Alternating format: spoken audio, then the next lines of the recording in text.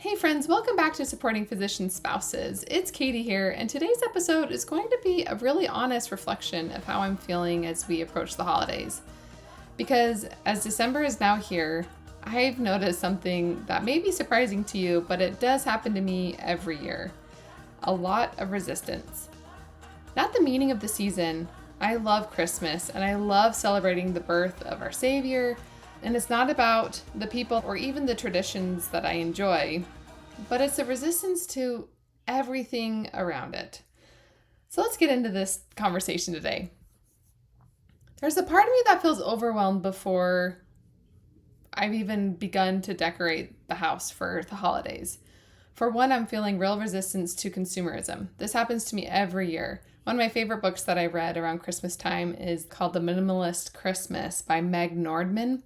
And I love that in her first chapter, she outlines where the tradition of Christmas, Santa comes from, and, old Saint Nick, and how really modern the holiday is, and how it's leaned so far into consumerism that it really overwhelms me. But I think it's overwhelming to many people. And with the combination of the pressure of the society that we live in to buy and the constraint in our current budget as a resident family, I just feel overwhelmed with this pressure. This pressure to buy and to keep up and to curate the perfect gifts, even when it doesn't align with my family's values, is weighing on me. And I feel myself wanting to pull back, to simplify, to do less. But the world around me is shouting more, more, more. And also I feel like I don't have energy to figure out how to pull back, to figure out how to make it special in a more minimal way. And then there's the perfectionism part, right? Like that's the silent pressure to make the holidays magic appear out of thin air, to make sure it's photo worthy. And for me, it's like, how do I make sure it's clutter free? To remember everyone's needs and preferences and their bucket list items for the month. And holding all those logistics, all the planning and all the invisible labor, my brain is just spinning with the to-do list. I already feel exhausted, and so I'm avoiding it. And, honestly, I mentioned this before, but we live in a very small space for a family of 5. And so decorating doesn't feel joyful because it just feels like I'm adding 10 pounds of visual weight into a room we already use to the max. And it's hard to feel settled when services disappear and everything feels just cluttered. Maybe you know that feeling too. Holiday cheer mixed with spatial chaos. And to top it all off, I do experience a bit of the seasonal side effect. So I live pretty far north, so not only am I dealing with less light during the days, but I live also near the ocean, which means we have thick cloud cover a lot. The days are just always a little bit darker. So I'm experiencing that dip in my energy and my mood that hits this time of year. It's like life is asking me to speed up at the exact moment my body is really ready to slow down. And because of all that, I can't quite seem to get on top of things or to figure out how I want to make my next step forward. I haven't really carved out a single moment to think, what do I really want this season to feel like for me? Not what needs to get done, not what will make everyone else happy, but what do I want and what will make the season feel peaceful and joyful for me and my family? I think my narrative, the story I'm telling myself, is bigger than what the situation actually is. Quick pause. Hey, it's Kendra. We'll get right back to the episode, but a quick thank you to the partner that supports this show. It Gets Better Now, my one-on-one coaching practice for physician spouses. Maybe you're thinking, training is over. Why doesn't it feel better yet? That is my specialty, turning survival systems into sustainable ones. Time you can count on, calmer conflict, and a clearer sense of you outside of medicine. If you'd like support that understands this life, visit itgetsbetternow.com. And so part of this seeing is not judging it, which I typically do. Not trying to overpower it, which I typically try to do. And just noticing it. The mental load around the holidays isn't just physical work. There's a lot of this mental or invisible work, right? Remembering everyone's gift list, coordinating family gifts, managing travel, planning the meals, staying on top of the school events, volunteering for those school events, helping the kids from melting down, buying, hiding, wrapping, organizing the gifts, trying to keep things fun and lighthearted and memorable and, the true meaning of Christmas, and being kind of the emotional thermostat for the whole house. Sometimes the mental load is actually, I would say, oftentimes the mental load is heavier than the logistics themselves. And when we're doing that mostly alone, it can feel like it is a lot for one person. And it's because it is a lot for one person. So let's talk about this story we're telling ourselves. Something I noticed is that my emotional experience isn't just shaped by what's happening. It's shaped by, again, the story that I attach to what's happening. I'm the only one who cares. If I don't do it, it won't happen. Everyone else seems to have the help that they need to create a magical Christmas for their families. Why is this continually falling on me? Why am I the only one doing the planning? I want this to feel magical, but I feel too overwhelmed by the idea of making that happen. So those thoughts are not lightening the load, they are intensifying it. They are turning my tasks into pressure. They're turning memories into responsibilities, and they're turning my hope into a form of resentment. And the moment we believe these thoughts are truth, the holiday season becomes something that we just have to survive through rather than something we can simply enjoy. Again, this is kind of where I'm at right now. So let's see how we can shift these emotional tones. Today, let's walk through this in real time with one of my favorite tools that Kendra shared with me when I first started coaching with her. It's called the See, Say, Feel, Do framework. It's simple and it's grounding, and it always brings me back to myself. So, all right, let's slow it down together. Step one is see. See is simply noticing, not fixing, not judging, not interpreting. So for me, see looks like I'm feeling the resistance around the holidays. There's a heaviness underneath my usual excitement. I'm moving slower as the days get darker. I'm feeling overwhelmed in my space. I'm just noticing, I'm just witnessing, I'm just writing those down. The next is say. Say is naming what's true. So when I say name it, I can say, what kind of holiday do I actually want? Let's say it.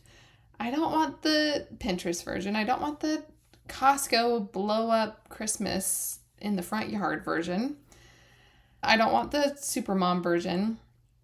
But what's the version that I want? What matters most to me? And this is something I haven't even thought about. I get really caught up in the pressures and trying to fill the needs of my family. But if I'm not the first one to explore what I want, what I have capacity for this year, what I feel like is best for everyone, I'm not going to just ignore everyone's needs or desires.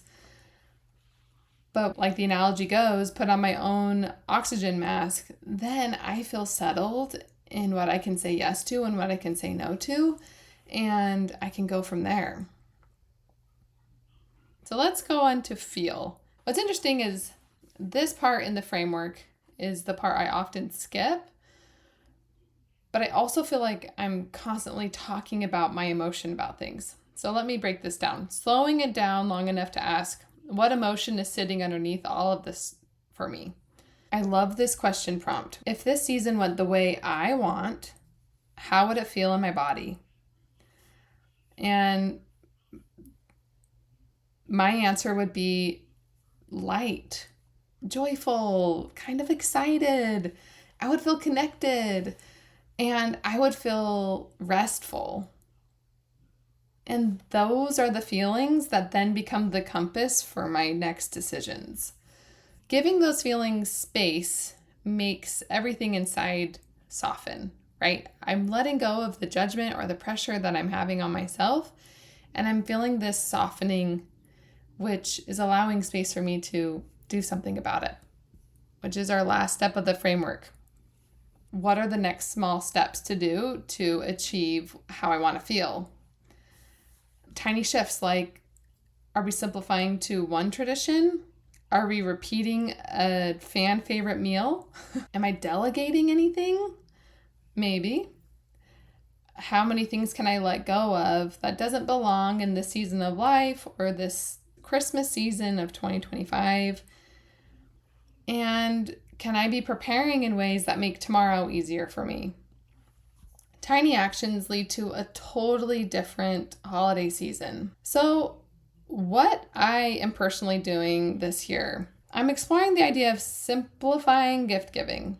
We've talked about this, and I do have a couple of parents who listen to this podcast, so spoiler alert, but I am trying to decide if I'm going to simplify a gift by, instead of making it unique to 4 different sets of parents or parents-in-law, if it's going to be the same one that I just order 4 of. I am having a lot of mental debate and I'm not quite sure. This sounds silly, but our church is doing a breakfast for our Christmas party, and I signed up to make homemade pancakes, and then the people in charge of the event were like, we still have 1 more bag of Krusty's pancakes if you want to take that. And I said, yes, I will take that.